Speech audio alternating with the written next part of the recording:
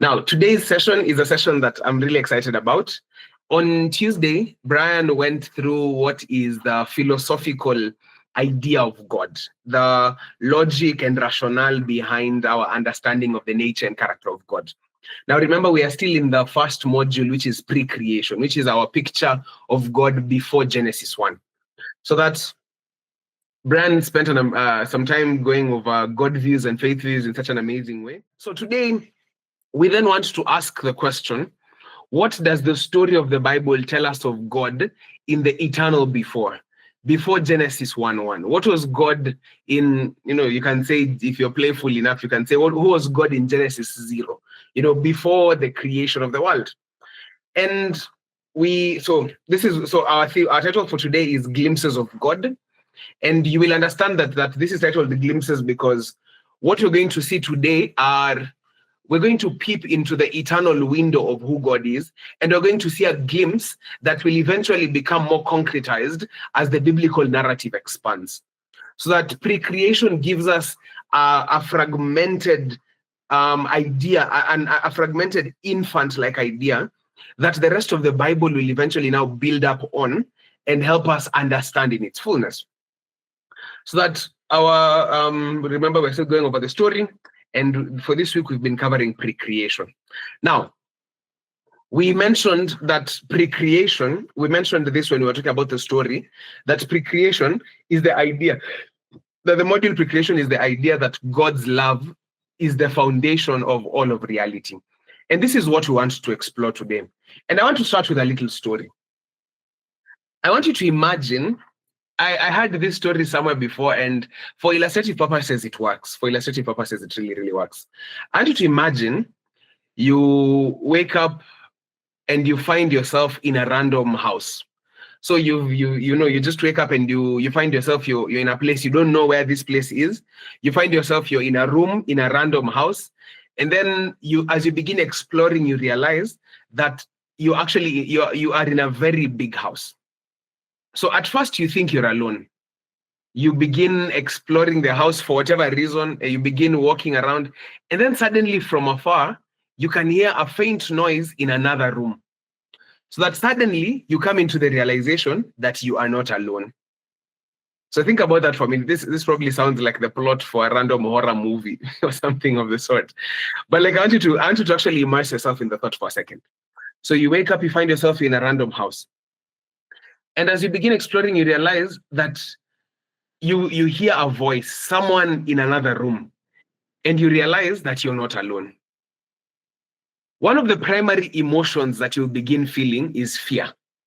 You begin feeling fear because you have no consciousness of who this person is, of what this thing is that is in this other room. You can just hear a noise. And as for some weird reason, you know how you used to watch horror movies and people will walk toward the noise? So imagine now you walking toward the noise. Your heart is obviously filled with fear and trepidation because you wonder, who could this be? Who's this guy? Who's this person? Who's this thing that is in this other room? And the question that's in your mind that creates fear is that, one, do they mean to harm you or do they mean good for you? Because remember, the thing that causes fear within such contexts is the uncertainty of not knowing who this person is or what this thing is, and whether they have two things: the intent to hurt you and the capacity to hurt you. So that both things are important because they might have intent, but they don't have capacity, in which case a small child might have intent to harm you, but they don't have capacity to harm you, so you don't be afraid. Or someone might have capacity to harm you, but they don't have the intent. They don't want to. But then what's in your mind at that point when you're in this room, you're alone, but you can hear a voice, is that you wonder, the thing or person that I'm hearing, do they have intent and capacity to hurt me? Do they have strength enough to overcome me? And do they also have the desire to destroy me? So that you're walking towards the noise, toward the sound with fear and trepidation. You're afraid. But then as you begin walking closer to the room where this person is, you begin hearing that the noises are actually voices. You begin hearing that, oh, it's not actually one person, it's two. It's not just two people, it's actually three. And as you move closer, you begin discerning a little bit about what the voice is saying. So that it's not just a voice for the sake of a voice, but you begin hearing that they're actually talking to each other. And you hear excitement, you hear joy, you hear love, you hear that they're actually making jokes, they're happy, and they seem to be people who are dwelling in love together.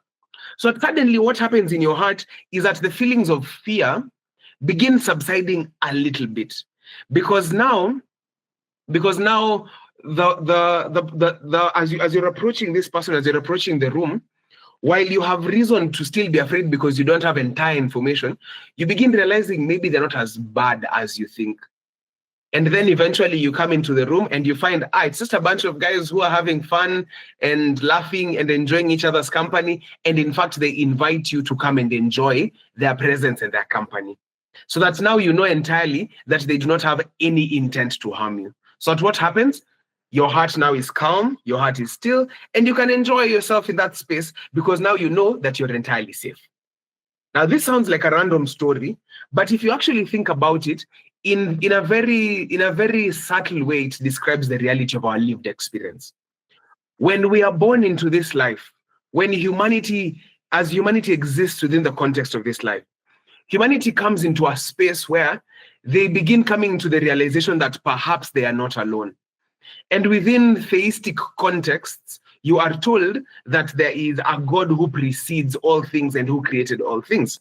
So the first question that then naturally would pop in someone's mind is to try to understand who is this person who is over and above them. And the real question is one of two things. One, what is their disposition toward you? What is their disposition? What is the disposition of this all-powerful being toward you who is a creature within the context that you have been born into? And it is within this context that the Bible explores the idea of God before creation. Now, you'll notice something very interesting. How the Bible walks through the idea of pre-creation is that it's not actually mentioned in the very first chapter of Genesis. It's mentioned as the Bible progresses. Now, an interesting fact, the very first book to be written in the Bible was the book of Job. The book of Job was the very first book that Moses wrote. And interestingly, Job actually has glimpses of God before creation. Remember the questions that God will ask Job, that were you there before the foundations of the world? And then it gives glimpses of angels delighting in his presence, the stars of God singing with joy and all these things. So now how pre-creation works within the context of the biblical narrative is that the Bible doesn't actually begin with it in Genesis chapter 1. How the biblical canon is organized, the biblical canon is what we understand as our Bible. How it is organized is that the text doesn't actually begin by immediately describing God before creation. Like any good narrative, like any good proper story, it begins within the realm of our experience. And then as the story progresses, we are given flashbacks of who God was before Genesis 1. And a few of those flashbacks is what we're going to take a look at today. We're going to explore what the Bible, just a few glimpses. We're not going to talk about the totality of it, but we're going to explore a few glimpses that the Bible gives us of who God was before Genesis 1. And we're going to see that these glimpses of God essentially lay the foundation for us understanding the rest of the revelation of God that he gives in the biblical narrative as it continues. So that speaking of who God is speaking of the essential character of God, one biblical commentator, his name is Arthur W. Pink, says this of God. So this is his book titled On God's Solitariness and Self-Existence. And he uses a very curious phrase. He says of God that God is the uncaused cause. That's a very interesting thing, because Arthur W. Pink is playing on a very interesting physics principle. The idea that cause precedes effect. That before something happens, there must be something or someone that precedes that effect. So, for example, this is my Bible. This is one of my Bibles. This Bible won't open itself. For it to open up, there must be a cause. The cause being that me, Nyabuti, used my fingers to open it. So the effect, the Bible opening up, is preceded by the cause. But then Arthur W. Pink makes a very interesting commentary on who God is and says he is the great cause, the one who caused all things, but he himself, he says, is uncaused. That's a very interesting way to say, to speak of God. That the picture that the Bible presents of God is that he preceded all things, he brought all things into existence, but he himself is preceded by nothing. That's a difficult concept for humanity to understand. That's a very complex concept, because we live in a three-dimensional world, or rather you can argue a four-dimensional world if you want to add time as the fourth dimension, where everything happens as a result of something else. But then as we enter into the realm of God, we come out of the experience of humanity, because he is the one who caused us to be. And we're going to see that a bit better in our next module, creation. But then God himself is described as the one who precedes all things, and he himself being uncaused, being the one who is self-existent and having preceded all things. So that now listen to how Augustine says it this way. This is a very interesting fact. This is Augustine, the church father in the early 3rd and 4th centuries. Interesting fact, he was an African. He was a black man. So I found that very interesting. If you think theology was built by white men, but that's a story for another day. So Augustine, in his book Confessions, says it this way. Of God he writes and says, "For you are the same, and all things in you are the same.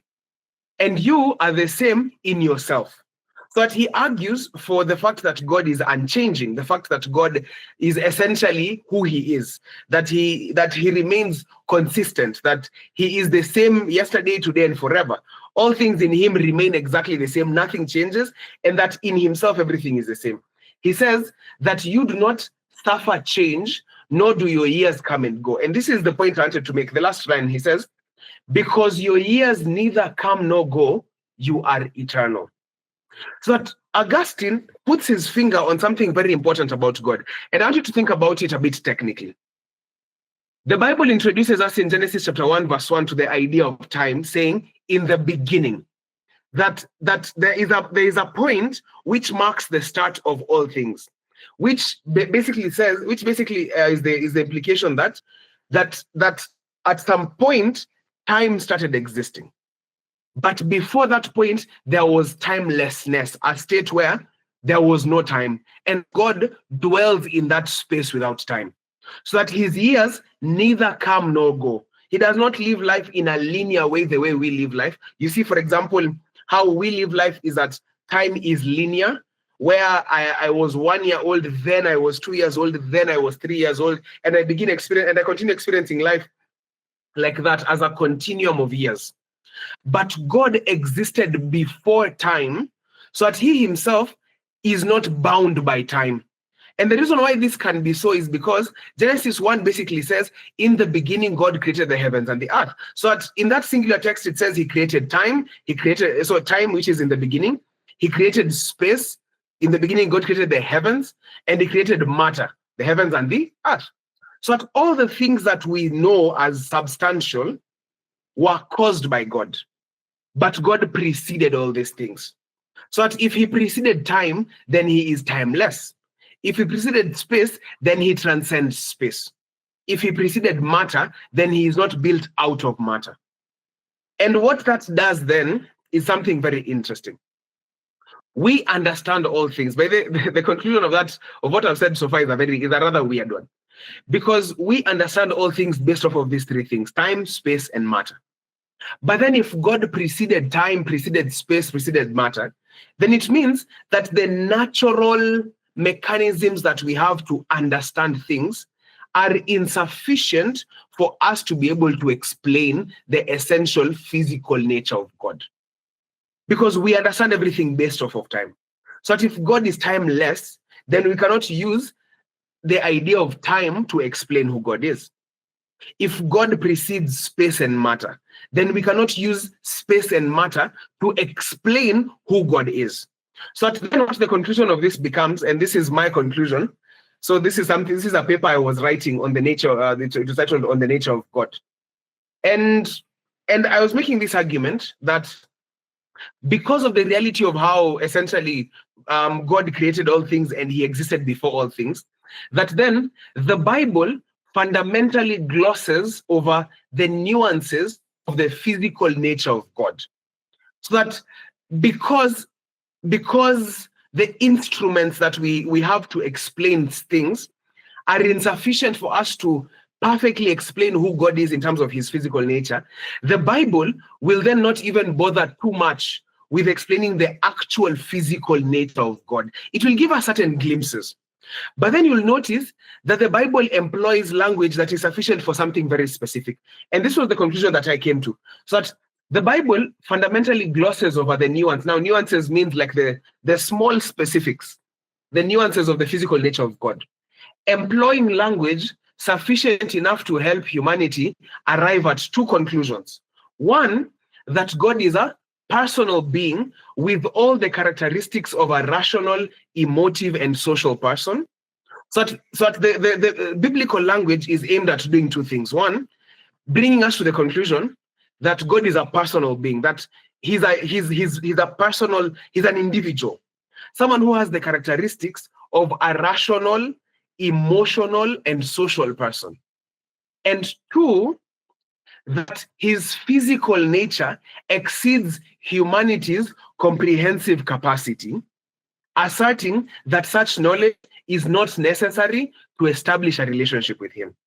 Now, I know this class has begun very technically, but I need you to just press on with me for a minute here, because there's a very important point I want to make, and then I will get to the more easy to understand.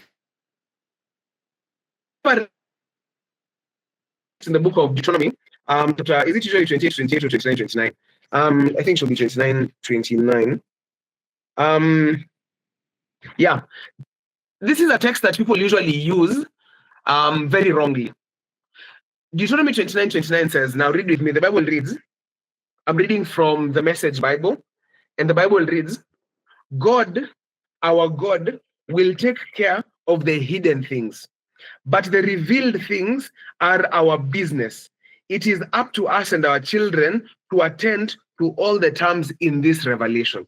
And I actually really like how the KJV puts it. It says, for the hidden things belong to God, but the things which are revealed belong to us and our children. And for what reason? The text says that we may learn to do all the words of this law. So that revelation is given not to explain the specifics of the infinity of God. You know, infinity is such an interesting concept. If you like mathematics, there's a paradox. There's a paradox called the Infinity Hotel paradox. If you go to YouTube and just search the Infinity Hotel paradox, you'll get like 4-minute videos that explain what this paradox is. And it's a paradox that helps people to understand how incomprehensible infinity is. That infinity is so difficult to understand, because I don't know if I should give you a glimpse of what that paradox looks like. I don't want to overcomplicate this, but like what the paradox looks like is this. So imagine there's a hotel. Now, I'm appealing to all the mathematics knowledge that you have, so it's not going to be that complex. So imagine there's a hotel that has an infinite number of rooms. So there's a hotel that has rooms that are infinite entirely. And then a bus comes, and this bus has an infinite number of people. So the bus comes to the hotel, and so obviously the guy who's driving, I don't know, goes to the hotel keeper and is like, yo, so we have an infinite number of people here and we want people to find a place to sleep. So because there's an infinite number of people, you can imagine everyone just occupies one room. So everyone occupies one room all the way to infinity. But then a second bus comes. This second bus also has an infinite number of people. Now, by the definition of infinity, there should still be space for an infinite number of people, even though the first infinity was already full. So what the hotel person does is that he shifts. So so already the hotel is full. He shifts every person to odd number rooms. So kama mtu alikuwa room number 2 anaenda room number 3. So everyone occupies odd numbered rooms. Why? Because in mathematics, there is an infinite number of odd numbers. So what does that do? All the even numbers are empty now, and he then puts this second bus in the even numbered rooms, so that you have two infinities filling one infinity. Then a third infinity bus comes. Guys, this is not helpful at all, by the way. Everything I'm telling you right now is just to help you realize that you don't know, which is a very wild thing. So that a third infinity bus comes. This is a third infinity bus comes to you, and when the third infinity bus comes to the hotel, the guy is like, okay, again, he should be able to make space. So you know what he does? He moves all the people who've occupied the hotel so far. Remember, two infinity buses, moves all of them to prime numbered rooms. Because again, in mathematics, there's an infinite number of prime numbers. So they should be able to fill only the prime numbered rooms. And then now this third bus occupies all the non-primes. You get the point. That this could go on and on. That you can fill an infinity and still make space for more infinities. And that is just mathematics at its worst. But what that does is that it helps us realize that we do not have language sufficient to comprehend the reality of certain concepts that are beyond the realm of our human experience. And that's what God does. That's what God is. When God comes to us, he doesn't labor too much to explain the nitty-gritties of his physical nature. Because for God, that's not entirely important right now. For God, what's important is for us to be able to know his character enough for us to enter into relationship with him. And then some of those mysteries, God will make them make sense as we will dwell with him throughout eternity. That's why Deuteronomy 29:29 says, the hidden things, they belong to God. But the things that are revealed, they belong to us. And for what reason? That we may learn to do all the words of this book. Essentially, that we may enter into relationship with him. Hence, the conclusion that the Bible helps us just land on these two things. One, understanding that God is a personal being with all the characteristics of a rational being, someone who thinks, a emotive being, someone who feels, and a social being, someone who wants to interact. And two, that we can't understand his physical nature perfectly. So the conclusion of that is that we can know. So what's the conclusion of this? This next slide now concludes it. And I just wanted to describe that just because we don't perfectly understand something doesn't mean we don't experience it. And one of the interesting ways to explain this is the idea of gravity. Now, again, for anyone who cares about physics, guys, I'm telling you stuff that probably you don't care about. For anyone who cares about physics, you know how gravity is such a big deal in physics. You know, everyone, right now, you think you might understand physics, you think you understand gravity until you become a physicist, and then you understand we know nothing about gravity. So that how gravity works is that what you're seeing here is like the bottom picture is what we used to understand as Newtonian, like the Isaac Newton understanding of gravity. But then Albert Einstein comes and talks about how gravity is as a result of matter bending space-time and all that. And point is, we just don't have a unified theory that explains gravity. But even though we can't explain the nuance of how gravity works, we experience it every day. So that the point that I'm trying to make is that just because we might not finally explain the nitty-gritties of the physical nature of God doesn't mean that we are confined from experiencing who God is. So the final conclusion of that is this, and Ty Gibson puts it beautifully. He says, and I want you to listen to this. He says, what God is, like the physical nature of God, what God is lies beyond our comprehension.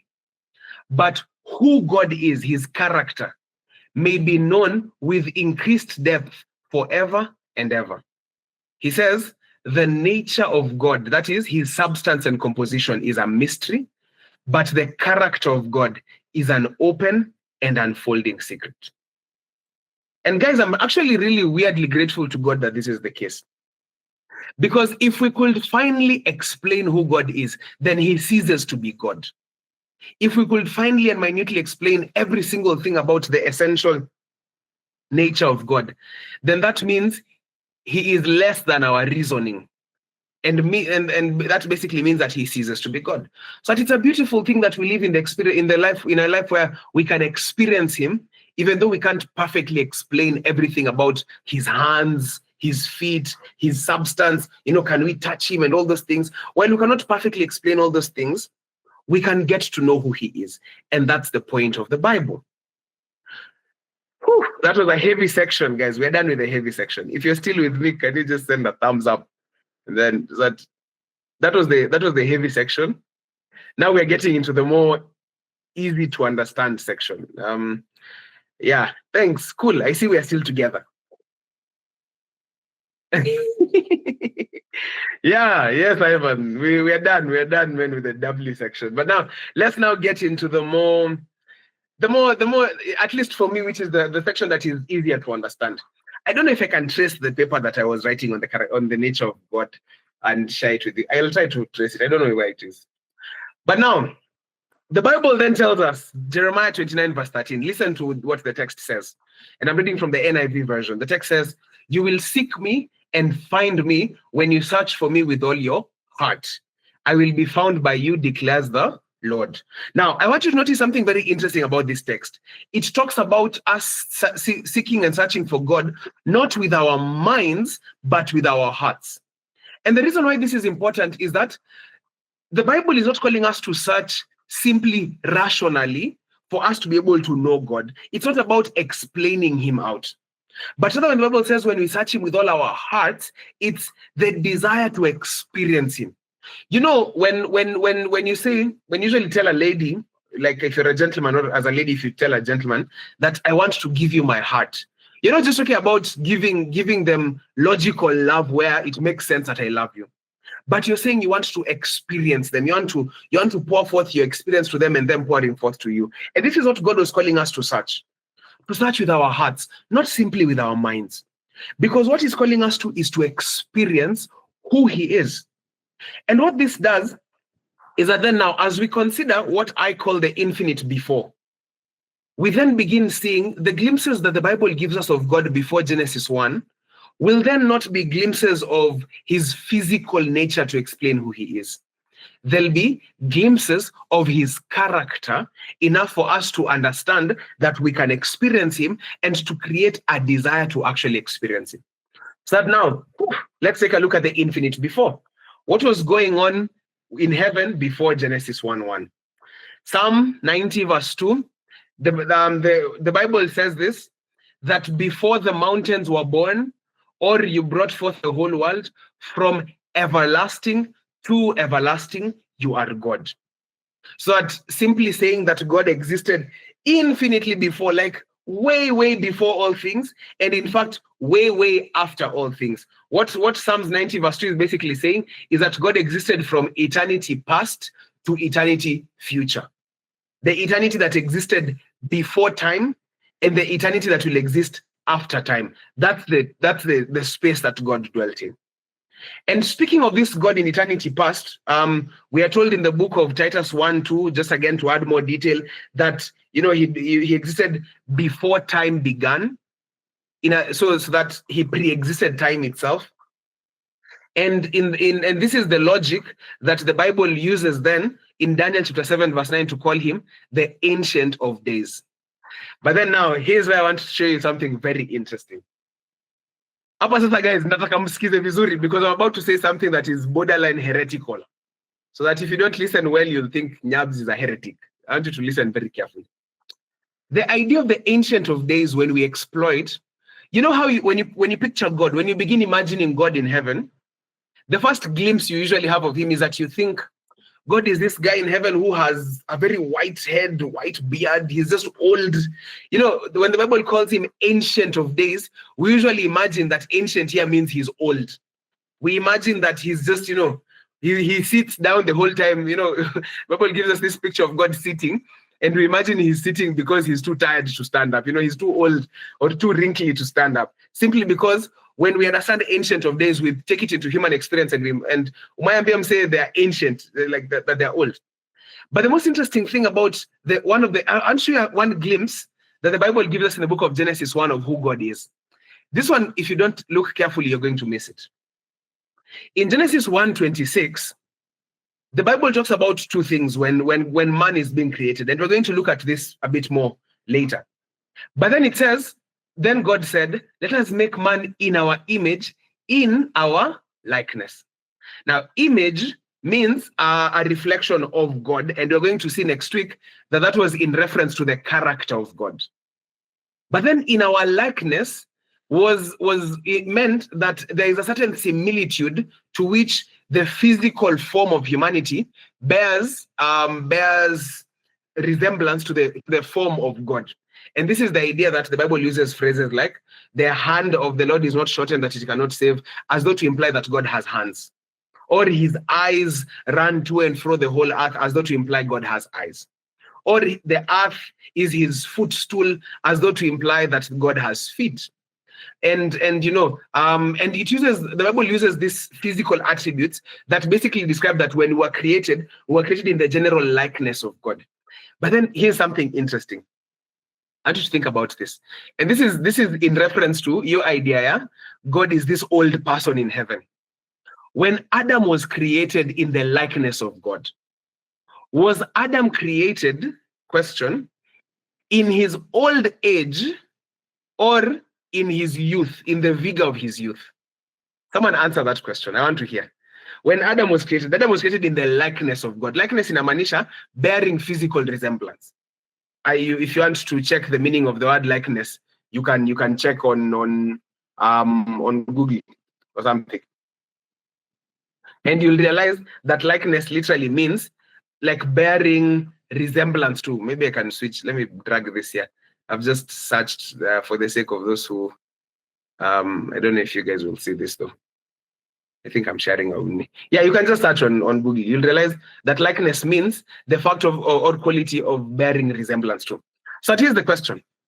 When God created Adam, was Adam created in his old age or in the vigor of youth? Someone wants to answer that question? This is why I told you I might become a bit knee. So Ray Byron says the guy got married on the same day. He wasn't young. Who told you guys used to get married when they are old, man? Unajua labda hii maneno ya kuoa late ni shida za dunia. Because mi acha nikwambie, mi kama mambo ya ndoa ingekuwa ngumu, mi sasa ningekuwa nimeoa. But anyway, so that's Ray Byron saying that the guy got married on the same day, so he wasn't exactly young. Anyone else? I want to hear your ideas. Because I want to make a very weird point here. So Purity Mora says that Adam was created in the vigor of his youth. Thanks, Purity. Anyone else? You can actually just unmute if you want to say something. Guys, ama nilishawapoteza tukiongelelea infinity paradox hadi mtumii mambo ya class leo. But yeah, okay. Because of time, let's just proceed. So that Adam was not created in his childhood. He wasn't created as a child. So Storyline Africa says, I think old age came as an effect of sin. So my take is in his vigor of youth. Now, Storyline Africa, mambo yako ni magumu. You are selling out the lesson before the lesson proceeds. But yeah, so Purity says, because he was stealing land and all, and that's true. So that Adam was actually not created in old age. And if you read Patriarchs and Prophets in the chapter of the creation of man, Ellen White actually describes this very beautifully. She actually does mention that Adam was created in the vigor of his youth. That's where that phrase comes from. And what that means is that Adam wasn't created in old age where he was grumpy and almost dead, or in his childhood where he was a toddler. And what that means is that if Adam was created in the likeness of God, is it possible that if we actually looked at God, if we get to heaven and we look at God, maybe, just maybe, and this is presumption, maybe you look at him and you'll be like, this guy doesn't actually look that old. Because if Adam was made in his likeness, and the likeness of Adam was that he was in the vigor of youth, what if that means that God actually exists in eternal youth? There's a biblical commentator who actually puts his finger on this idea. And this is a gentleman called, so this is in the vigor of manhood. There's a gentleman called G.K. Chesterton. And in the book Orthodoxy, he writes a very curious line. He writes and says, "For we have sinned and grown old, and our Father is younger than we." What he's basically saying in this text is that, in this line, is that aging as a concept comes as a result of what we in biological terms understand as entropy, decay. Decay comes as a result of sin. If Adam and Eve had not sinned, they would have remained young forever. In fact, in heaven, we will not be growing old because now there will be no more sin. So that Adam and Eve created in the vigor of youth means that God exists in eternal youth. And because we have sinned, we are the ones who grow old. God does not grow old. And the reason why I'm saying this is because I don't want you to imagine that when the Bible says ancient of days, it means that God is old and grumpy and wrinkly. God is eternally young.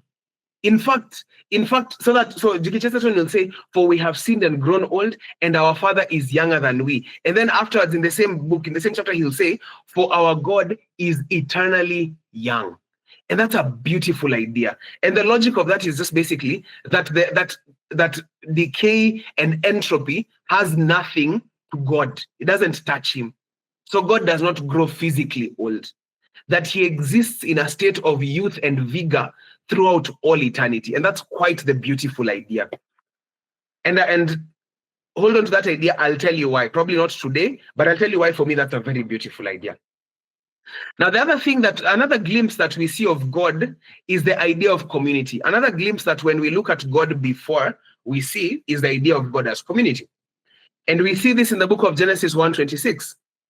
Genesis 1:26, the Bible says, "Then Elohim." Now, God here is Elohim. And that's important because Elohim doesn't actually mean a strict singularness. It means a unity. So God says, "Let us make man in our image, in our likeness." So what this text is basically saying is that preceding Genesis 1, God was not alone. Because when he says, "Let us," the implication is that the Father is not existing in isolation. So that as we consider God before, we then see God as a communitarian being. In fact, the Bible, as the story progresses, it gives us more detail to the fact that God was not alone. In John chapter 1, verse 1-4, listen to what the text says. It says, "In the beginning was the Word, the Logos. And the Word was with God, and the Word was God." So that we're introduced to another being who the Bible calls the Word, saying that this Word was with God, and this Word was God. And that he was with God in the beginning. And through him, all things were made. Without him, nothing was made that has been made. And in him was life, and that life was the life of all men, was the light of all men. So to basically introduce to the idea that in the eternal before, God existed in a community of Father, Son, and eventually will be introduced to the Spirit. In fact, the Bible then will progress saying in this text, what John 1:1 is basically saying is that God was with God. Because if the Word was God and the Word was with God, it means that God was with God, that there was a community. And Isaiah 48 verse 16 adds a bit more detail to this. Listen to how it says. It says, "Draw near to me," hear this, "from the beginning I have not spoken in secret. From the time it came to be, I have been there. And now the Lord God has sent me and his Spirit." So that you notice that in this singular text is described the idea that from the beginning, there was Father, there was Son, and there was the Spirit. And that they existed together from the very beginning. And why is this a very important point as we build up to the idea of who God is? The reason why this is important is that we begin then understanding the essential nature and character of who God is. Deuteronomy 6:4 will say this. And I know this will sound contradictory, but it's going to make sense in the next text. So far, we've seen that there is a union, there is a community. But then the Bible comes and says in Deuteronomy 6:4 that, "Hear, O Israel, the Lord our God, the Lord is one." And the word for one here in the Hebrew is echad. Now, in the next slide, there is a commentary, a Jewish commentary describing what the word echad here means. So that literally, the text basically should say, "Hear, O Israel, Yahweh our Elohim." Yahweh is unity. Now, this is quite interesting because this is a Hebrew scholar saying that the text should actually literally say, "Hear, O Israel, Yahweh our Elohim, Yahweh is unity." And he explains it by saying this. that the one is more than one, yet is one. Now that sounds very convoluted, but he basically says this, that there are two Hebrew words for one. There is Yahid and Ehad. The first, Yahid, indicates singularity. The second, compound unity. The easiest way to explain this is, you know how the Bible says in the book of Genesis chapter 2, that a man shall leave his father and mother, cleave to his wife, and they shall become one. When a man and a woman become one, does that mean that now, and the word for one is Ehad, does that mean that they become literally one single being? Wanashikana hivi, wanaingiana, wanakuwa kitu kimoja. Mkisemanga ni mkimbanga haikuwa rahisi, tumekuwa kitu kimoja. Does that mean like now you become fused into one single being? Obviously not. But it's describing the oneness of unity, where more than one thing can exist in the kind of unity where they are described as one. It's a compound unity. So that the word that's used to describe God as being one is not singularity. It's that the Father, the Son, the Spirit exist in such union that they are basically one. So he says, Ehad is the word used in this text, which makes sense because Elohim, Father, Son, and Holy Spirit are one. God is a unity of self-giving love. So what Deuteronomy 6:4 is basically saying, that the thing that makes God one is that they love each other. The Father, the Son, and the Spirit exist in eternal love, and that binds them together in oneness. In fact, this will become so pivotal that once that this idea of God as the communitarian being, of God existing in Father, Son, and Spirit as love, becomes the foundation for the rest of the scriptural narrative.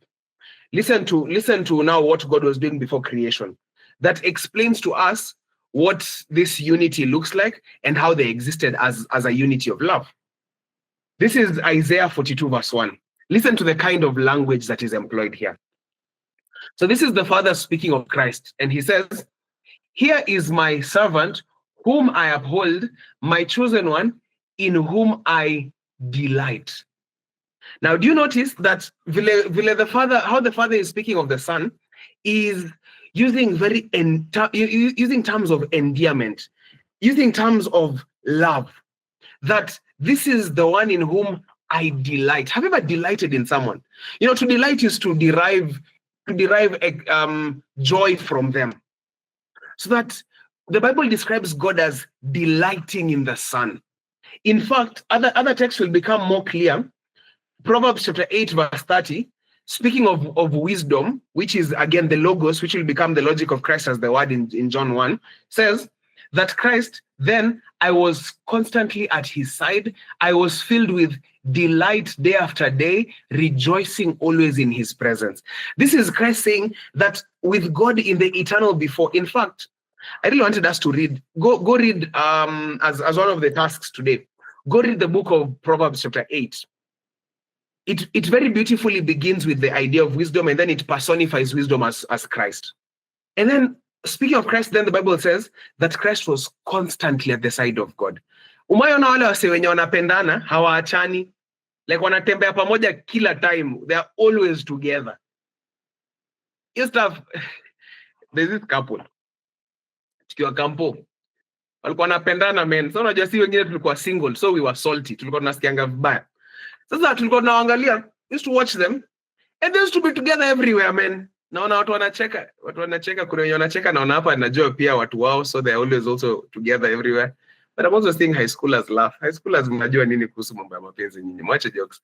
But now when we're in campus, there's this couple in my class. They were in love. Hey, they were always together.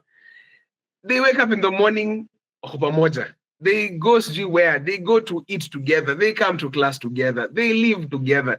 They go to sleep. As in, I used to feel like it was a lot. But then speaking of God, the Bible says that Christ was constantly at his side. Now, you can't be constantly at someone's side if you're not delighting in their presence. That's why the next line says that Christ was filled with delight day after day, rejoicing always in the presence of God. So that the So that so that the descriptions that the Bible is actually giving here are descriptions that help us see that God is dwelling in love. And it's beautiful. It's beautiful to imagine that Christ was ever delighting in the presence of the Father. In fact, again, Proverbs 8:30. Listen to different translations. I think this is the New English Bible. It says that I was at his side each day. Listen to this translation. It says, his darling and delight, playing in his presence continually. Unajua guys, we usually imagine that God in heaven walikuwa tu wameboeka. You know, they were just seated in heaven. These guys were bored. Wakasema, what can we do? Tuko free, let's just create stuff for the sake of creating stuff. That's what the picture the Bible gives us. The picture the Bible gives us is that God was dwelling in so much love. Listen to those words. His darling, his delight, playing. Have you guys ever imagined God playing? Ama guys mnaonanga God anakongotoa ameboeka mbinguni. Like, have you ever imagined God playing? Like, do you get such pictures?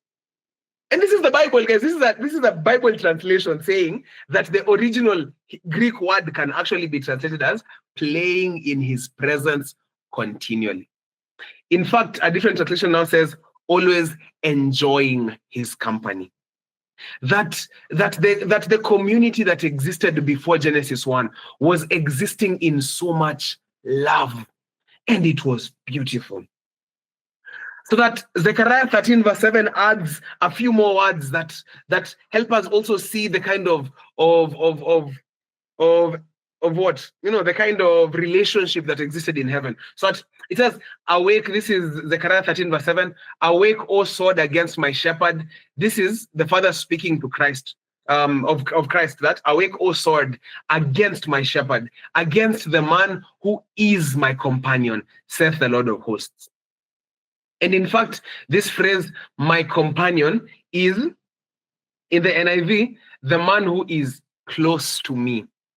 Like my bosom brother, the man who is close to me. In the NCV, it says, the man who is my friend. But did you guys get why this is such an important point? This is so important. And in fact, let me give you a random glimpse. Let me give you a random foreshadowing. This is so important because the Bible eventually will say that when Christ came on earth to save you and me, that was the first time in all of eternity that Christ was not in the presence of the Father.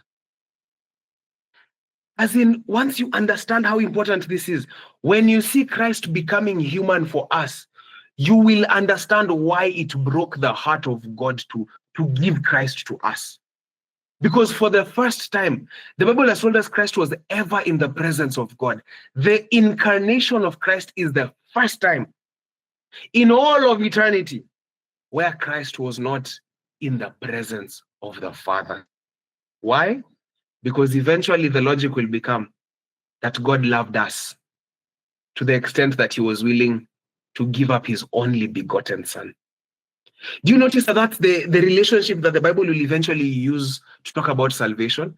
That how did God give up the man who is close to him? Because this text, awake also against my shepherd, is the text of Christ being crucified.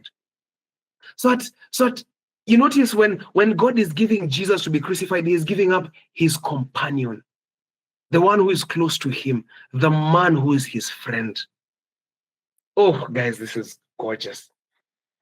John 17:4, Jesus speaks saying, Father, glorify me in your own presence with the glory that I had with you before the world existed. And what was this glory? He says in verse 24, Father, I want those you've given me to be with me where I am and to see my glory. Listen to this. The glory you have given me because you loved me before the creation of the world. That God as a communitarian being in the eternal before existed in love. Father, Son, Spirit, pouring forth so much love one to another. Augustine, again, in a different book on the Trinity called De Trinitate, volume 8 writes and says that of God there is the lover, the beloved, and the love itself. That as we think of God in the eternal before, we realize that the reality of God as love, the reality of God as love is the truest phrase that could ever be said. That God himself is the lover, so that God is the one who's pouring forth love.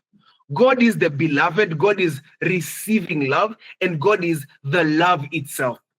And we understand this as we consider God as a communitarian being, because this is the Father pouring forth love to the Son and to the Spirit, and the Son pouring forth back love to the Father, and the Spirit the same. So that it's love that's going forth and coming back. It's literally, if I could put it in human terms, this was bromance at its best. I like that, like if you know, okay, I don't know. I'm gonna get bromance, man. Like this was bromance at its best, man. Like the Father is pouring forth love to the Son and to the Spirit, and the Spirit and the Son pouring forth love back to the Father. It's God as the lover, God as the beloved, the one who's receiving love, and God the communitarian being as love itself. This thing, guys, is so deep and so important. In fact, a different theologian, his name is Karl Barth, in Church Dogmatics will write and say, God is he who is in the God is who he is in the act of his love. He basically says that the nature of God is entirely who he is in the singular act of his love. He does not become love. He is love eternally in himself, without and before all creation. That God did not become love when he said, let there be. God is love in himself, without all creation and before all creation, because God as the communitarian being existed in outward love, Father to Son, Son to Spirit, and back to the Father.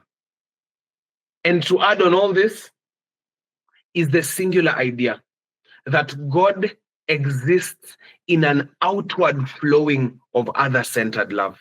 That God is God at his best when he's just spending all his time loving the people around him.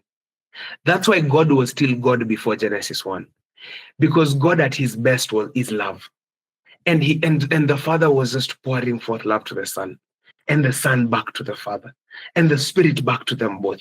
And this motion is what Isaiah will see in the book of Isaiah, when he sees a vision of God in chapter 6, and he sees a fire that is encircling itself. When you say a fire that's encircling itself, it's the idea that moto inatoka alafu inarudi inajikusanya tena. It's encircling itself. And this fire is the fire of God's love.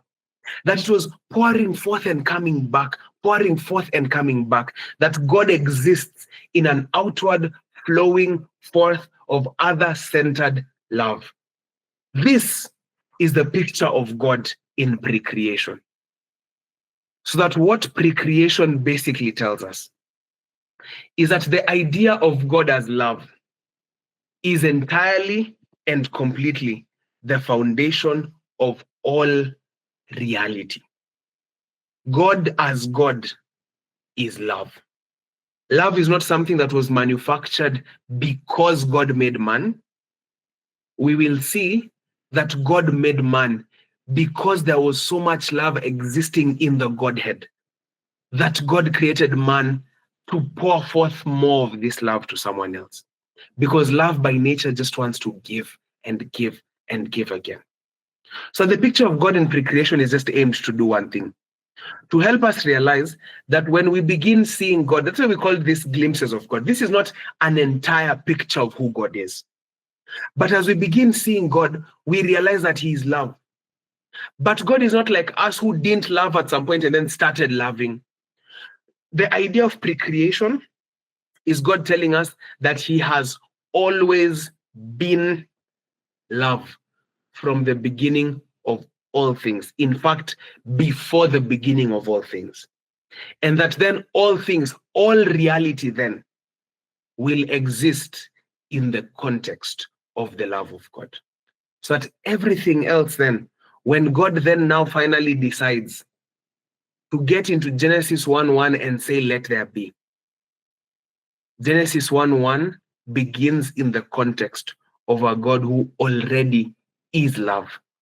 So that then Genesis 1:1 will become the outpouring of the love of God to the context of humanity. So then God as love is not something that we've manufactured as time goes on, simply so that we just try and romanticize who God is. It's the reality of God throughout all eternal ages. And remember, he is the same yesterday, today, and forever. So that his love pre-existed us. And you know what then that means? What this did for me, guys, is that if God was entirely love before me, then his love for me was not dependent on me, and his love for me does not change because of me. His love for me does not change because of the things I do, because his love for me was complete before. So that I don't need to question and wonder, does God love me? I know him enough to know he is love. And this is what Paul will eventually say, that God cannot deny himself. He cannot force himself to stop loving us, because he is love. It's entirely who he is. And he will not deny. He won't act. You know how we live in a world where people, have you ever seen people who are, on social media, people say, I'm a lover girl, I'm a lover boy, stuff like that. And they say stuff like, you might be a lover boy, but you're trying to act nonchalant, you're trying to act like you don't care. So what you're doing is that you're denying your essential nature. You feel like you want to love someone, but una act ni kama zimi hata sijalingi mambo ya mapenzi, man.